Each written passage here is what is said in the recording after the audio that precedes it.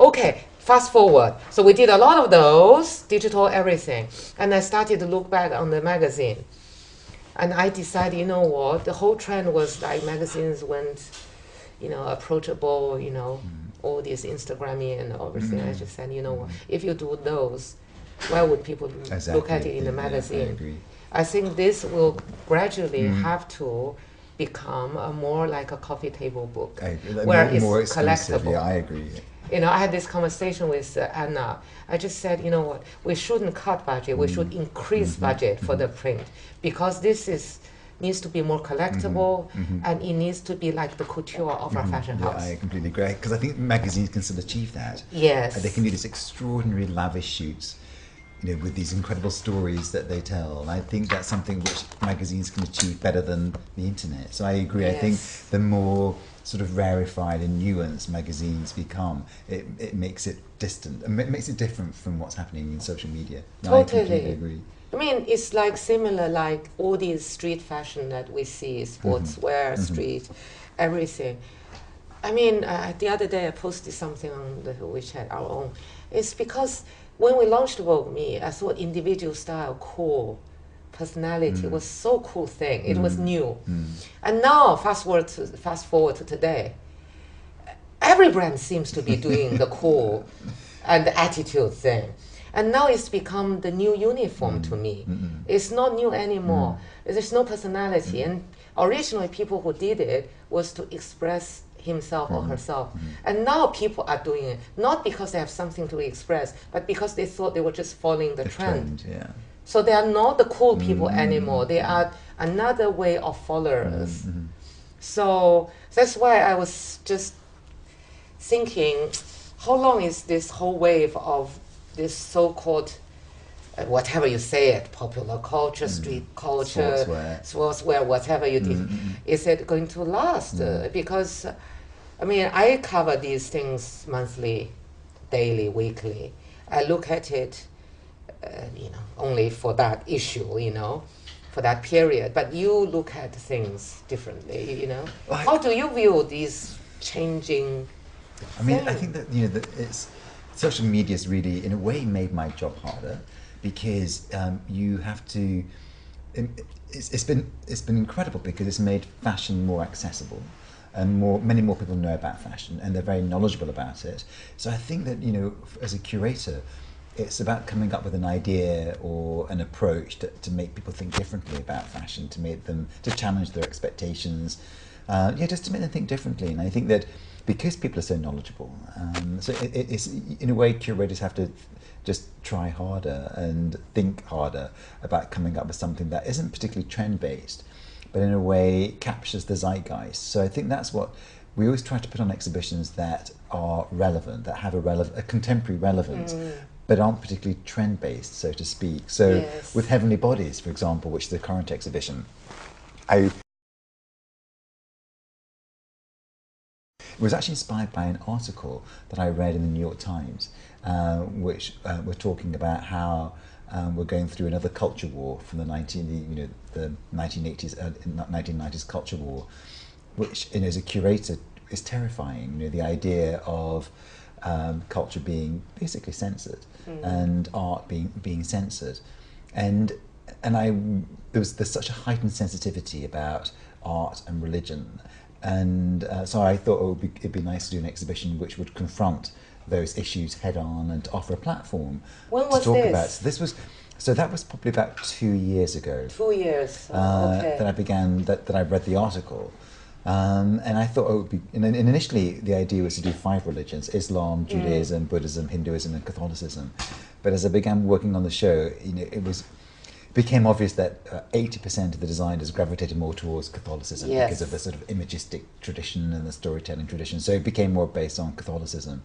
So I think that we try to come up with an idea that references the collective conscience, but packaged in a way that perhaps is unexpected, and to do something on fashion religion is something that perhaps people are thinking about, but to actually articulate it and to bring all those ideas together under one roof, so to speak, was what we really we try to do at the Met. So you look at all the pieces, the archival pieces of the selected designers. Yeah.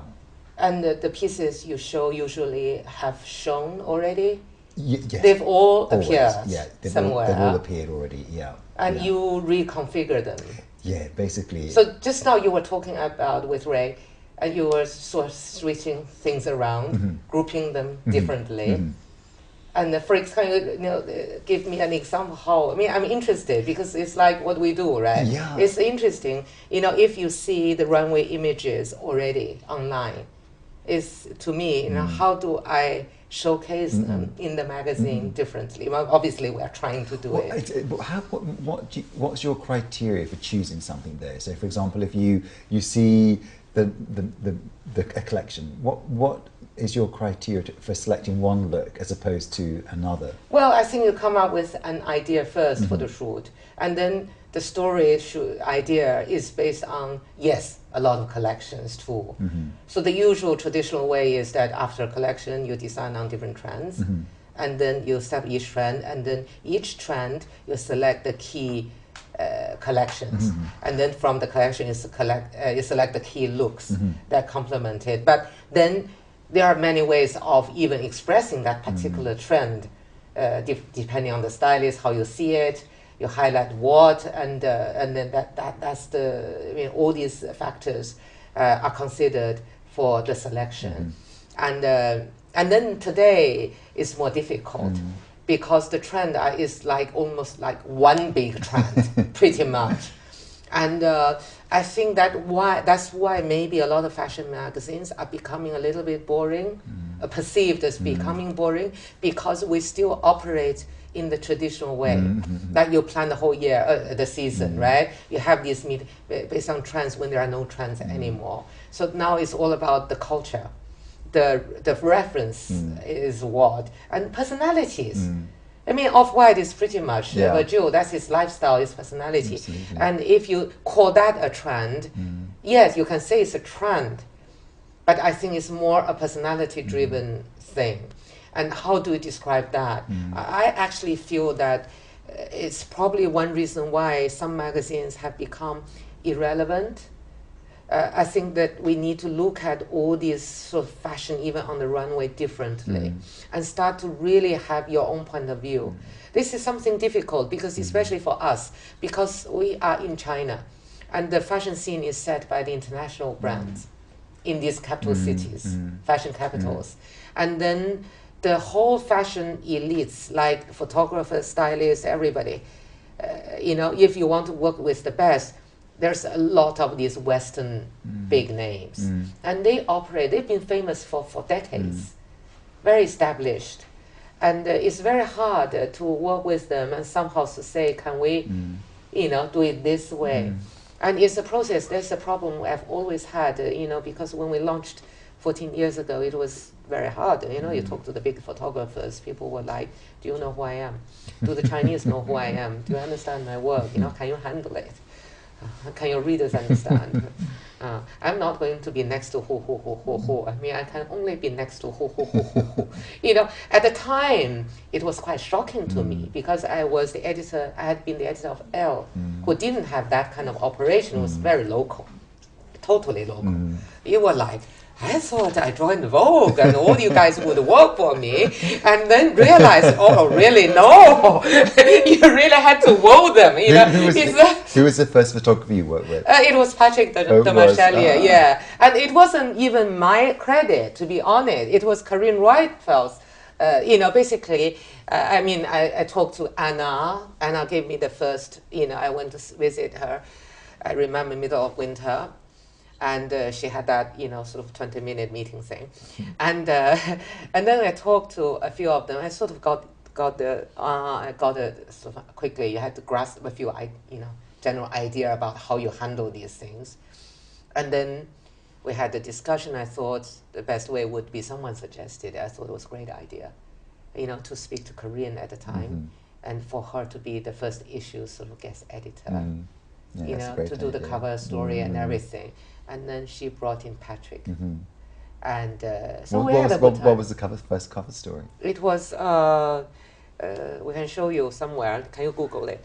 And it was 5 Chinese models with Gemma Ward. That year, that's when Gemma oh my was. gosh, she was so great. So that was with, they were wearing Cavalli though, and Corinne did it here, the skyline. Oh wow! Yeah, on one extraordinary. of these rooftops. So iconic. On the skyline. Amazing. It's still the most iconic very image about much, China. yeah. So every time they talk about China, it's ready for something. That's our cover, and we did that. But why did I talk about Oh, this? amazing. Where were we? Amazing. Ah, that's the one.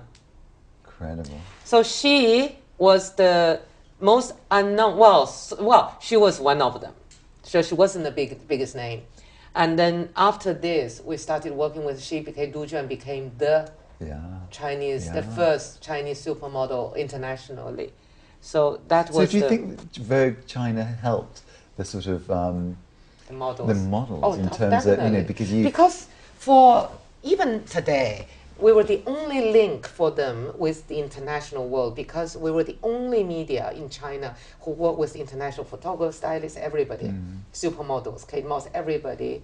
And then me personally, I was the only one who actually communicated directly with the international offices, designers, CEOs, you know, PR, marketing, everything. So you sort of, I think our business started off differently from everybody.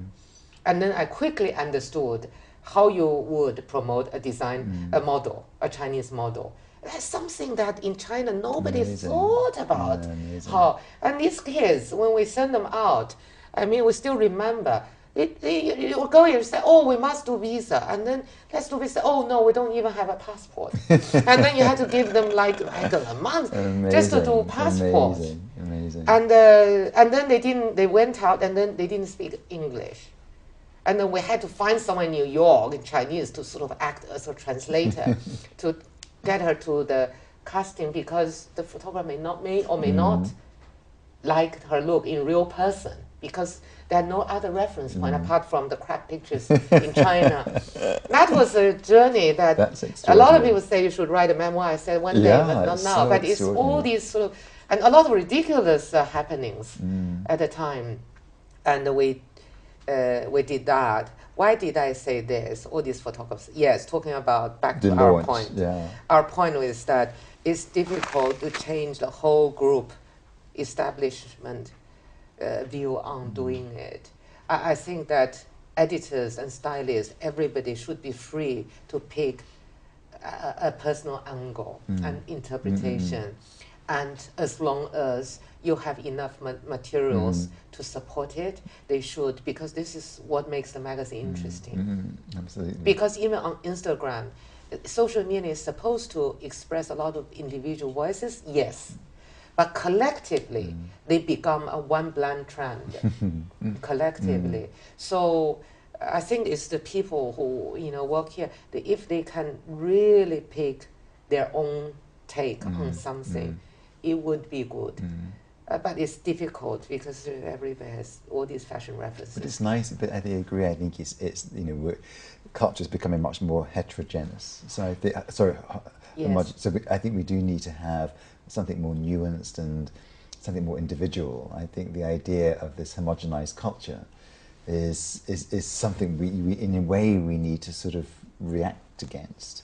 So to have something that's a little bit more, I don't know, idiosyncratic, and I think Yeah. I think the reason why people are responding to Virgil so much is that cultural theorists are writing about him, and he's really captured one's sort of collective conscience. I think a lot of the work that he's been doing. We just recently acquired a piece of his for the Met, which was a little black dress with the words "a little black dress" written on it, which sort of harks a lot back to the work that Moschino did, in the 80s and 90s. That sort of ironic approach to fashion and the idea of parodying sort of fashion.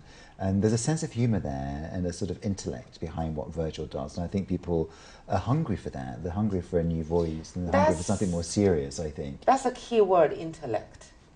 Because I think there's popular cultures, there's street culture and there's street culture. And Virgil, if you look at his background, and he's very well educated.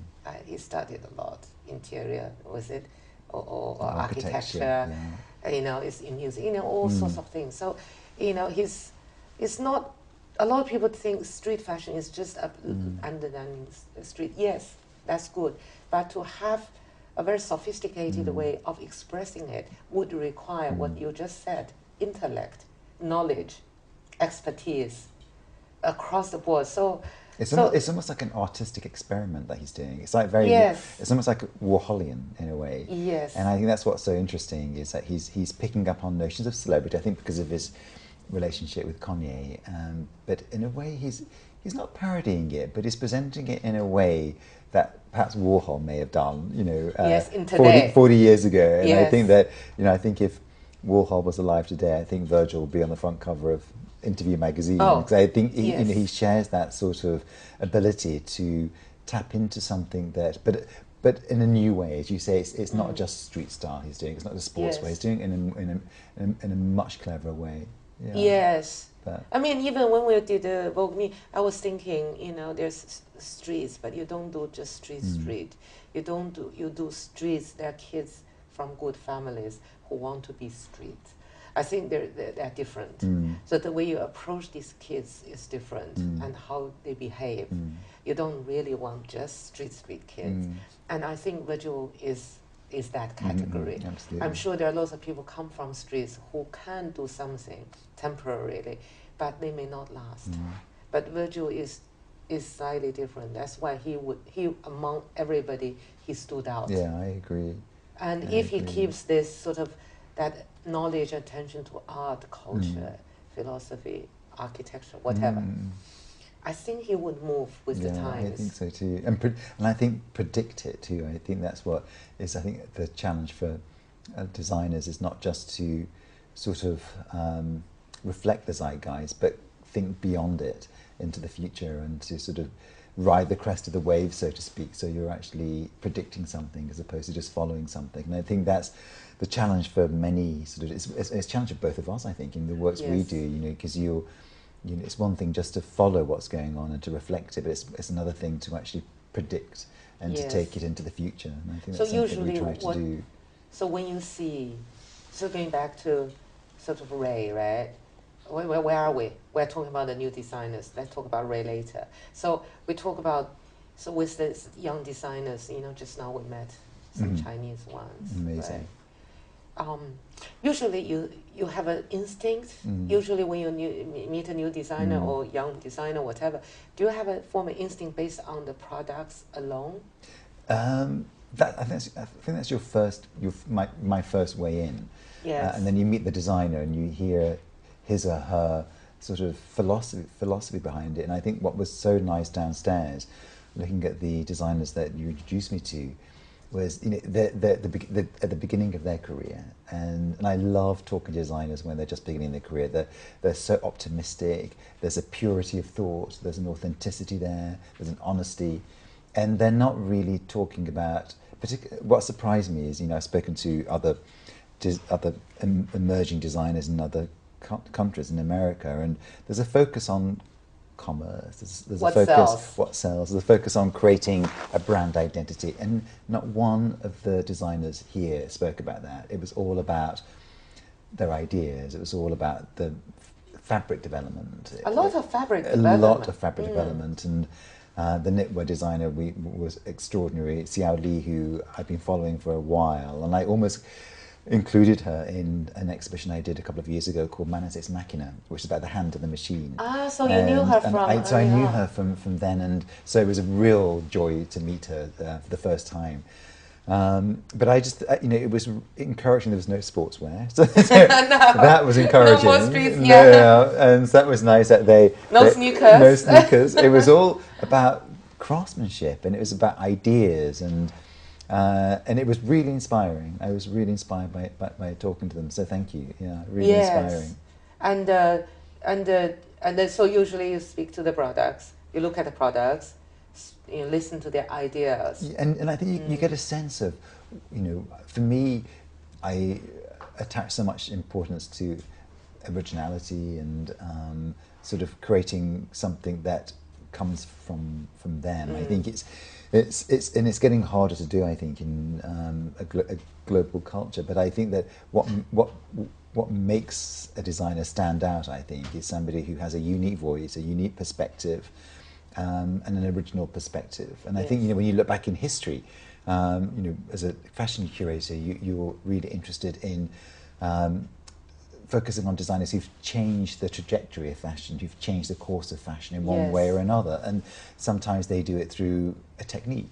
Sometimes it's through a concept. So you think about, to me, I think about the two opposite ends of the fashion spectrum. On one side, you have Azzedine, or had Azzedine, who was the quintessential sort of technician. He was all about fetishizing technique, the most refined technique. He was constantly evolving and advancing his technique. On the other side, you have Ray, who's all about concept and ideas. And to me, they're the extremes, the two opposite extremes of fashion. And I always wanted to do a show which was Azzedine and Alaïa together, because I think that Alaïa and Com together, because I feel as if one's this consummate sort of. Levi Strauss talks and wrote a book called The Savage Mind, and he talks about these two individuals. One was called the bricoleur, who was the sort of a postmodernist who would create something new by collaging things together and ideas together. And you had someone who was called the engineer, who was the artist, who was all about technique. And I felt that was such a good paradigm for Ray and Azzedine. You had Ray on one side, who was a bricoleur, and you had Azzedine on one side, who was the engineer. And to me, that was with the two opposites. So in terms did you try to propose that? I didn't. I spoke about. I guess you spoke about it's more strongly about it because of this heavenly bodies. Heavenly bodies. I think that I spoke to them about. I spoke about it to them individually. And Ray just nodded, and Azzedine just nodded. They're not dissimilar, but nothing really happened. I think in terms of Azzedine, now that he's passed away, and somebody asked me, would you do an Azzedine show? And there's been so many Azzedine shows, so I would, but I wouldn't do it in the way that has been already. I would love to do something, because he was an incredible collector of couture.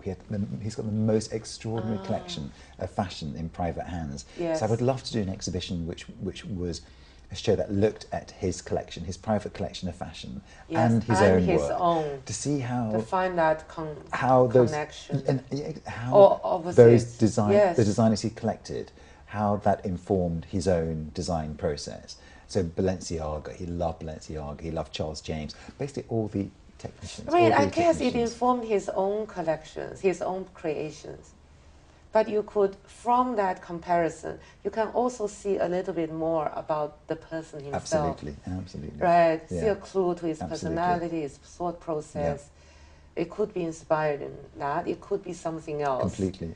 And to analyze and to ask, I'm sure you It'd be a nice way into his mind. I wish I could ask him, right? I'm sure you will. It's a fabulous job to do. That's the process of it, right? And that year he collected this, but he did that. Yeah, exactly. So in that particular year, he collected this, he did that. Yeah. What on earth? Yes, I think that would be fabulous. How many pieces are you talking about, the collection? Oh my gosh, I don't even know Carla knows, because Carla now is obviously, and Azzedine's partner is looking after it. And I went. They very nicely showed me where it was. It was floors and floors and floors and floors of collection. And we often would bid against each other at auctions. So we would often. There's one particular piece that was a Paul Poiret that we really wanted, and Azzedine was we didn't know at the time that he was bidding against us, and you would never win against Azzedine because he wouldn't stop. He would bid and bid and bid and bid. So there was many things that we bid on that Azzedine actually acquired for his own collection. So I would love to have access to what he acquired over the years. So But- you acquire them for you if you, that would be do s- the yeah, show. Yeah, exactly. We So you- by default we get his Yes. collection.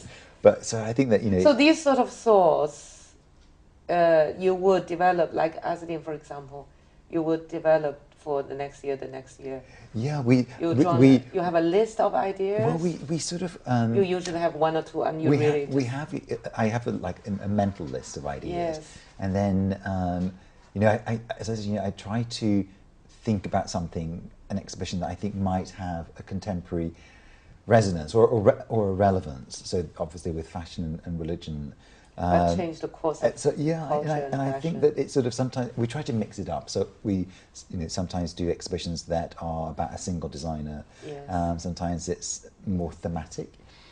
So we do try to sort of produce a sort of dynamic agenda of exhibitions. But I love it, and we don't plan very far ahead, which is great. Other Which year are you? so we are planning now for 2020. 2019 for next year. So we're working on. I'm working on an idea for next year. So, Oh, you're working on an idea. yeah. So I thought you would have had the idea and working. oh no, I've got the idea. You So have, I but it, it's not yeah. ready to announce. Yeah, we can't announce it just yet because only for practical reasons actually. In terms of Yes. the fact that we're still waiting to get the sponsor sort of completely sort of on board. Okay. But So- you're sure you are going to do that? Yeah, It's and just a I matter of definitely announcing I've definitely it. got the topic. Yeah, so we're working on Okay. it at the moment. But you do know what you are going to do in 2020 yet? 2020, sort of. It's actually the Met 150th anniversary. So I want to do an exhibition that looks at fashion from 1870 through to 2020, but not in a non-chronological way. I want to do something that is about the past and the present and the future, and sort of mixing it all together. So not it's in a predictable. So it's not about fashion, Yeah. and I want it to be really based on our collection that we've acquired over the years. But I haven't yet got a concept for it. But I've got a loose idea. It's I'm about not quite sure. 150. Yeah. It's a look back on history of fashion. Yeah. But how And do you? but How, at the but end it is all how of you it. for your magazine, because you curate your Yes. magazine every month. So We how? curate a lot. I mean, these days it's not just a magazine. You create when I curate do something. You create this video. You do the cast. The joke. When I'm like a mega producer, because a lot of these, Yeah, it's whatever not idea just you this. have, you also have to have a very pragmatic mind, Mm-hmm. because you don't have a lot of time to put things together, Sure. and then you base on what's happening, and then you need to move very, very quickly. As well, so it's all a what do you call it? Juggling. What's that word in English?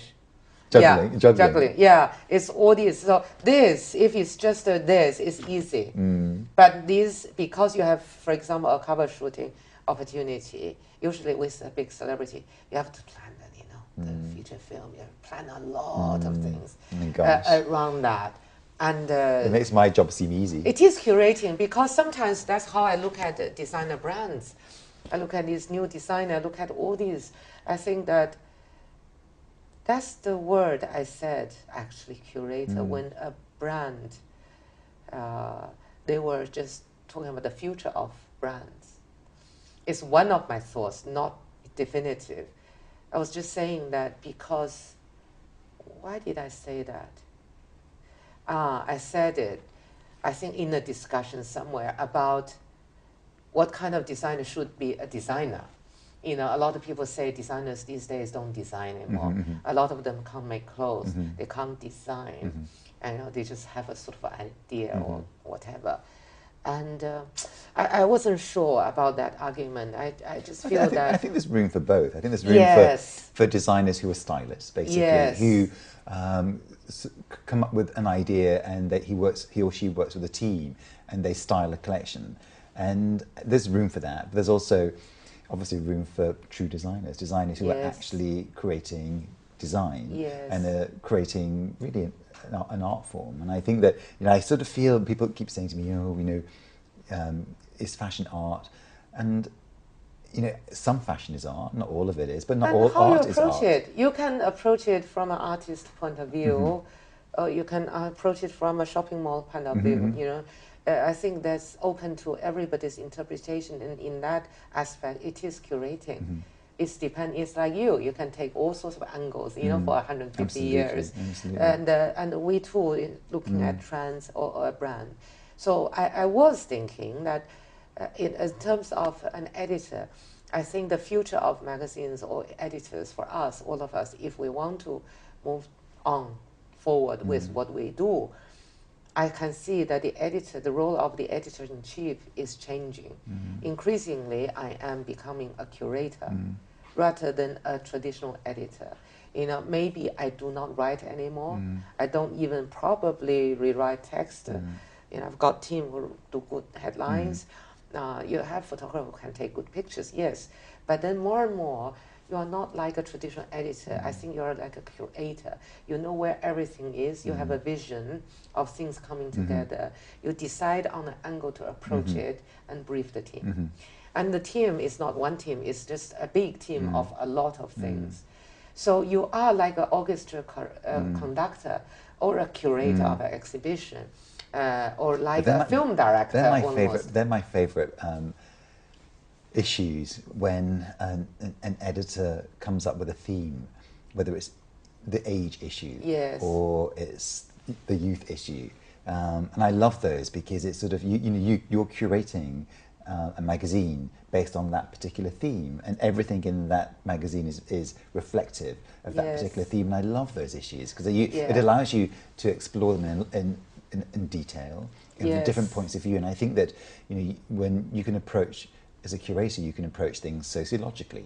You can approach it from a literary model. You can approach it from an art historical model. You can approach it from a psychoanalytical model. And I think that when you have one subject, if it's about nature, for example, you can approach that idea through fashion in so many different ways. And I think that it's really, I find those issues so really interesting. Now I start to think I don't do these theme issues enough. I need to go to change my September issue now. We should do something. Yes, we do. And then of course that's where the commercial thing starts to set in, because when you have these issues, then you have the commercial plans there. So that's why I say it's a mega producer's job now. There's a creative side, because you also have to understand the business side. I mean, these days for media, it's hard enough globally, and you can't let go of the money in there. So then you have to think, oh God, that issue, these, need to come in. How do we make everything work? And there's conflict because there's the commercial element from the brands. And then there's the celebrities' involvement, their egos and whatever they need and all this. And then all sorts of creatives, because we deal with, at Vogue level, everybody you deal with is a celebrity in his own or her own area. Pretty much A-listers. And they all have their own point of view. And to use a bad word is ego, but use a positive word is that they have their principles and their own points of views. And these days, integrity. Very good, integrity, and that's why they are special. They are good because they don't just say yes to everything.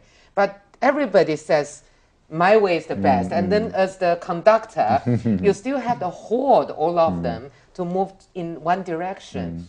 And I really think that I'm just, the conductor. It's pretty much that. And now with digital, everything is becoming more complicated. But I think designer is the same. A real fashion house, whatever you call it, a designer, creative director, whatever, the head of the creative, I feel that person, you don't have to be a conductor or a curator, but you have to have the mind of a curator. I think first, you need to have a broad vision like yourself. You need to look at a lot. You see a lot. You know where everything is. And you also need to understand what they represent, what's special about them. And you may not incorporate them all, but I feel today's world, you need that understanding to do it. That's why I think when we were discussing that, is that if you're a designer who only knows how to make clothes, you end up working for someone like Virgil, who can't design but who has a vision. And that endless supply of energy and ideas, because he knows so much.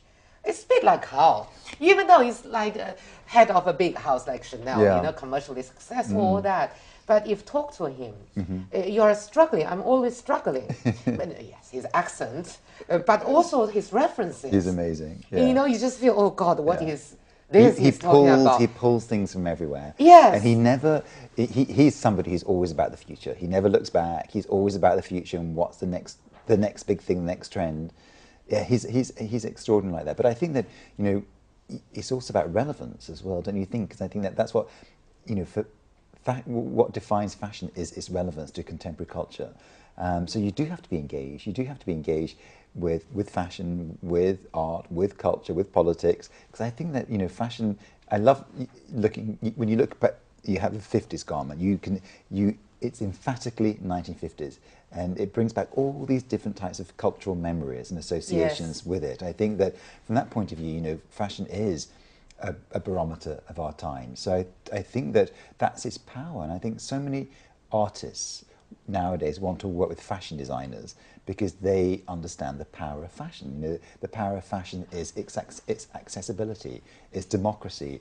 It's the fact that it can respond to the zeitgeist so quickly and so immediately in a way that art can't. Yes. So I think that's... And can influence a lot of people's lives. Hugely influential. And it's because it's attached to the body, because the canvas of fashion is the body, that it allows you to convey really complex ideas about identity, about gender, about race, about sexuality. So fashion is such an important medium of artistic expression. And I think that's why a lot of artists, you know, want to collaborate with designers because of its inherent sort of the power. Maybe, you know, when you have a time, some free time, maybe we can do something. No? I would love to. No? I would love to. Treat it as a mini curation. Yeah, of I would some love to. sort. I would love to. No, do something, maybe with the Chinese design, or maybe with a mixture. Oh, no, we don't need to narrow it down to one category. I think the world has become small, one world. I don't think, you know, we have to decide on anything based on where people come from. No? I think so too, and I think just in terms of even these kids, you know, you just met, they were all educated somewhere. Some have based here, been based in London. So it's very hard to define you know, where they come from. I think that, you know, people sometimes get into will see the designers downstairs and say the Chinese. And I didn't feel that at all. Yes, of course, you know, the majority of them were born in China, but you know, the clothes aren't Chinese. I mean, it's a very complicated sort of argument. You know, when you talk about one's nationality and how that's expressed in fashion. Like nowadays, when we did China Through the Looking Glass, for example, and somebody, a journalist, Chinese journalist, asked me, why are you stopping at the Mao suit? And I said, well, you know, because since the Mao suit, what garment has expressed Chinese identity from the Mao suit? And she couldn't answer it. I couldn't answer it because I think that was Xiaowei, wasn't it? It was. She was a tough interviewer. I know, I saw it. She wasn't easy. That wasn't a good point. I mean, it's so easy to confront with those questions. Yeah. And I think it's much more sophisticated, the answers should be. And we saw it. I think it's a very cheap sort of a thought, you know, from that angle. Well, I think also, you know, she... You know, I like her, yes, she's a friend, but that particular one, I don't think she did very well. I think also she was confusing cultural appropriation with authenticity. Yes. Because what is authentically Chinese? What's authentically British? What's authentically American? Like the Mao suit, for example.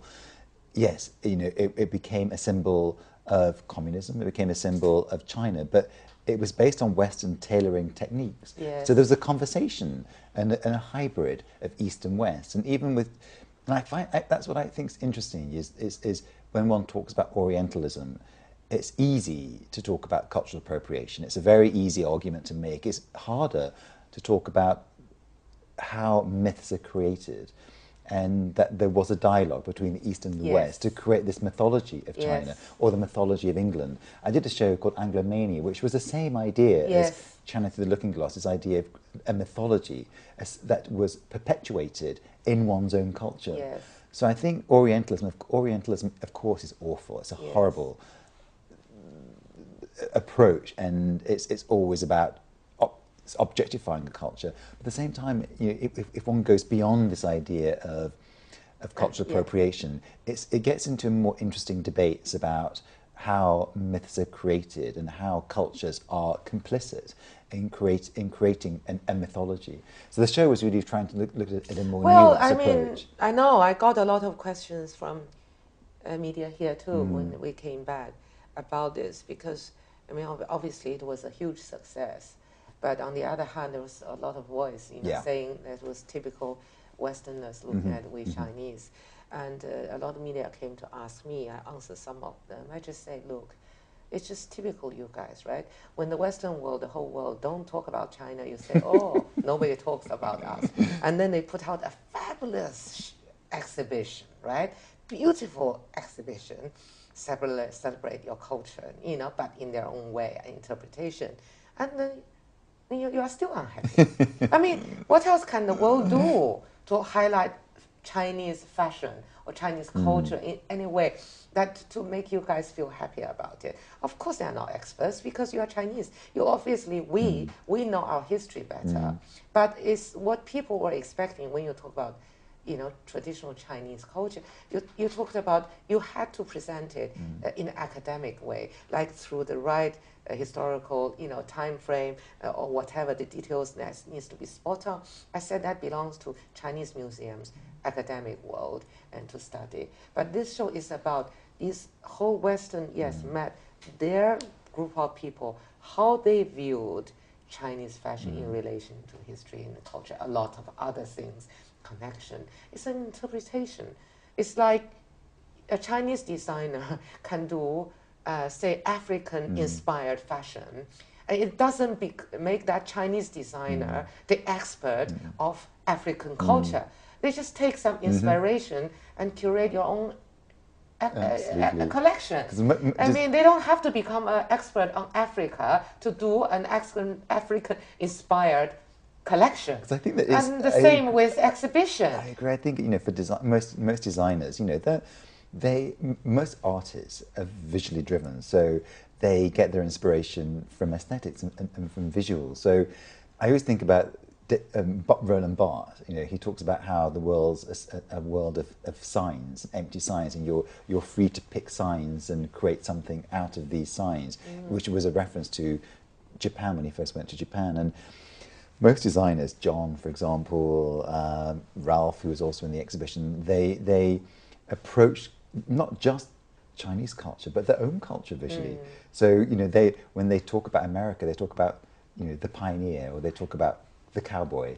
So they're creating a mythology, their own mythology. It's sort of like an auto-Orientalism as opposed to a sort of another form of Orientalism. But I loved that.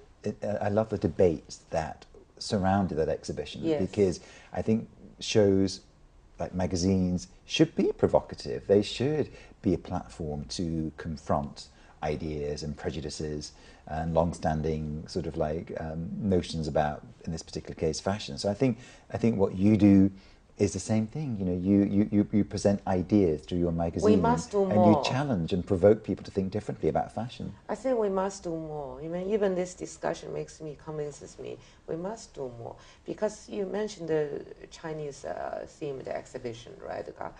And I feel that until we Chinese learn to be comfortable to look at our own culture from a different point of view and see the humor in that, or see the point in that, see whatever criticism or in that, they wouldn't be able to create new things and recreate the new things. I think we as a nation, or as an individual, I think that it's important to have that sense of humor and that sense of perspective. And if you just keep looking at yourself the same way, you can't move on. You have to learn, even on an individual level, when you're stuck on a career path or stuck in a relationship, you need to look outside of you in order to look inside of you, right? Absolutely. You need to look, learn to look from your partner's, everybody's point of view to look at yourself more clearly. And then you start to look at yourself. And I feel that's really what you just inspired me, and that's why these young Chinese designers you met are interesting, because they've gone beyond the borders, but they come back as well. They operate, at least they have acquired quite a level of different perspectives. Absolutely. And that's why you start to see more confident rendering of Chinese elements that you so true. you didn't see even That's 10 so years true. ago or 5 years ago. Yeah. 5, 6 years Yeah. ago even, basically there were two categories. There was one category of very Chinese, like Guo Pei everybody, you know, very. And there's a category of totally Western fashion inspired. And now, these 2 years, I think, these 2 years, you start to see the very authentic interesting. merging of the two. The Chinese element is not because I want to be Chinese, you know, like politically correct reason. It's just they naturally think those elements are Absolutely. cool. Yeah. They love them. Yeah. And they introduce them in their very contemporary, sort of international based, or you say Western based, whatever, that fashion language. But I think So the fashion language is Western, but the cultural, the spirit is authentically Chinese, and the Chinese from a Chinese that's not totally just Chinese, but a Chinese who can see everywhere else as well. I You agree, feel and I think these 2 years. you put your finger on it when you said confident. There was a quiet, there was an ease and a quiet confidence to all of the designers I spoke to, and that was what was really inspiring. There's one of the guys who was talking about gender fluidity in one of his Yes. collections. So The interesting. first collection, you know, just graduated. Really, and you know that it's, and I think that's what's interesting at the moment. It are those issues, and you're seeing. And they were talking about using different types of models in the runway, shapes, different genders, third genders, and I think that was what was interesting, is that there was they were engaging with contemporary issues, but as you say, it was through a really easy, confident sort of lens. They were really inspiring. Yeah. I think maybe just think about that idea of curating something small. I don't know. It could be something with the magazine, but with a tiny exhibition, not quite a big exhibition, but presentation through a certain thread. It doesn't need to be huge, but that, however small it is, I think is going to be very impactful.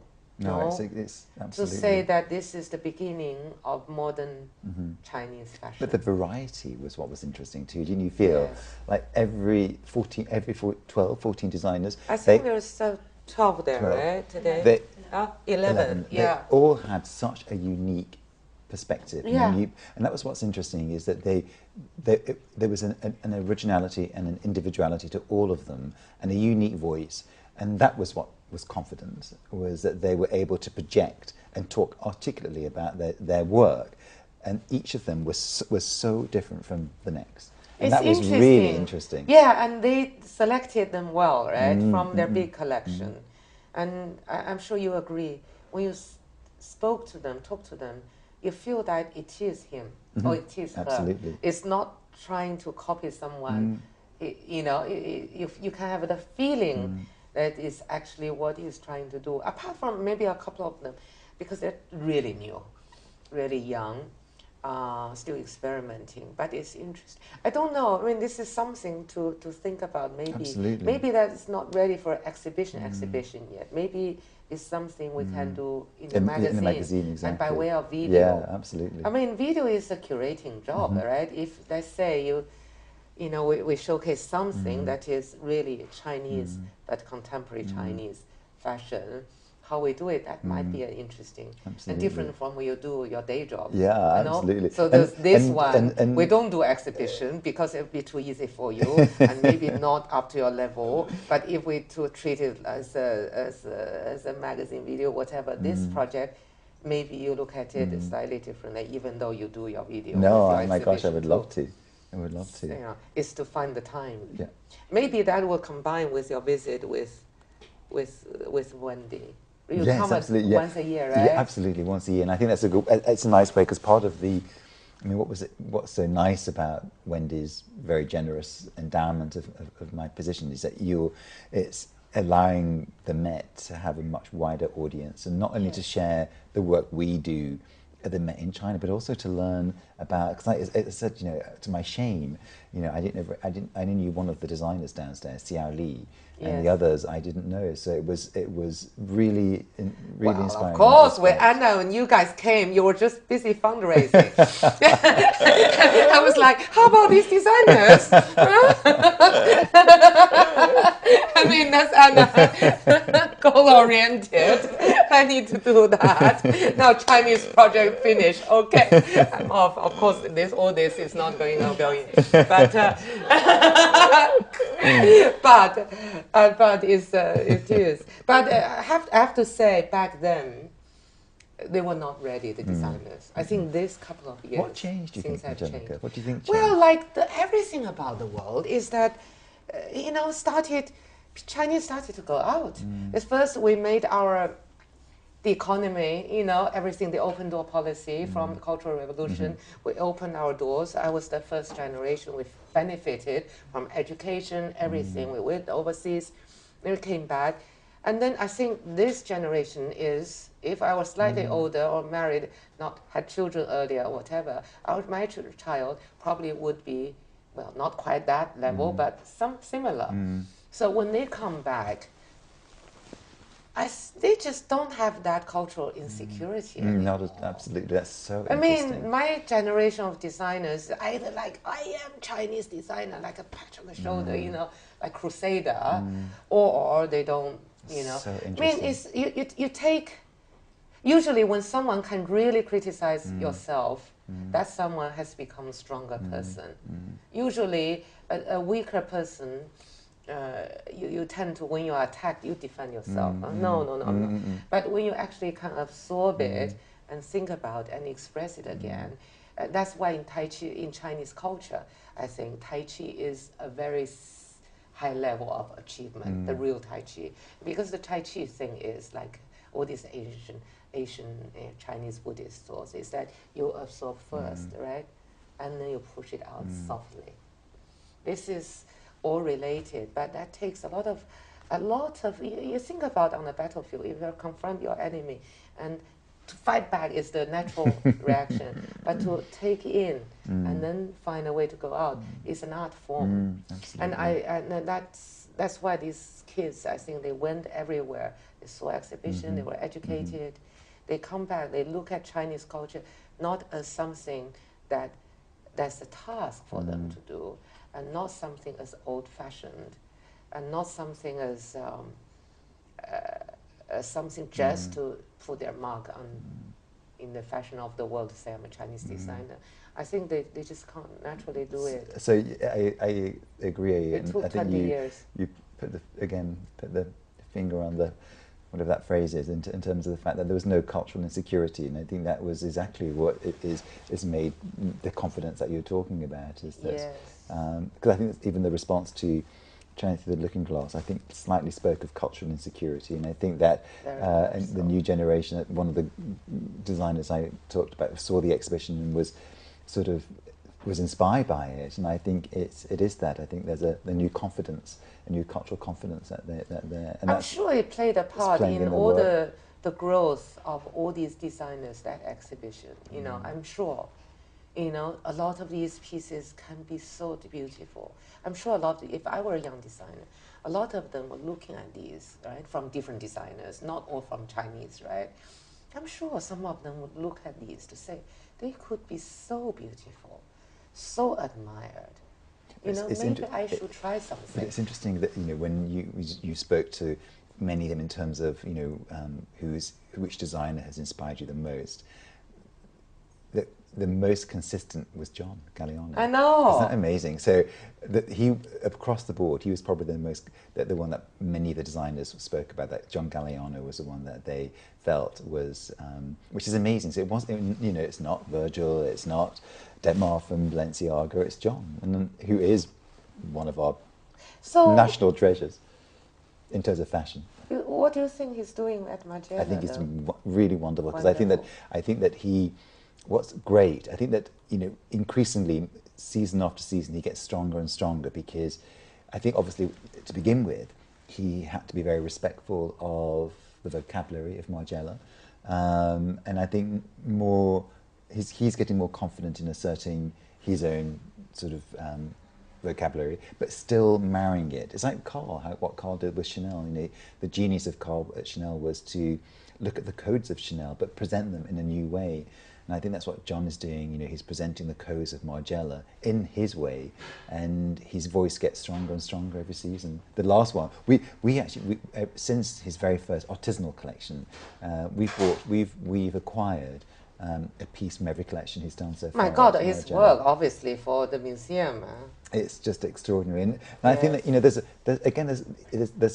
a sort of a new authenticity and honesty to John's work when he went to Margiela. I felt that he was like the work he used to do in the late 80s, you know, when he first began working, the Incroyable collection, the Fallen Angels collection, and I felt he'd gone back to his roots a little bit. So would you do a oh my God, something just I on would him? Die to do a John show, to do an exhibition on John. But that would museum. require Dior to collaborate. No? Yeah, Dior would have to collaborate because it would be his work, you know, obviously his own own work and also Dior and Margiela. I think there's very few designers living today who can sustain and warrant a retrospective in an art museum, and John is number one. You know, he's one of the designers who really he can sustain and he warrants his a retrospective. I think he should relaunch his brand in China. He'll have a lot of fans and followings. Oh, his brand in. Yeah, I mean, I'm just saying. Does Margiela do well? Does it? No, John. Oh, John. I think so. Yeah, we post things on social media usually, right? I think he was popular at a time that a lot of his generation started knowing about fashion, you know, the early 2000s. Yeah. Right. Yeah. When we did those collections, those kids who admired his work now have become like the voice of fashion now as consumers as well. So it's so heartwarming, isn't it? I was so moved when, you know, they were, you know, consistently John. Oh yeah, John. because we so can nice tell from our social media, even when we post Ralph Simon, when we post Margasia, I think there always comments like the best still John Galliano. Oh really? You know, nobody's Isn't it good. These are all rubbish. You know, Yeah. this John was the real Dior. You know, those sort of things. Yeah. You see that still. It's interesting. But when you went through the Dior show in Paris, you know,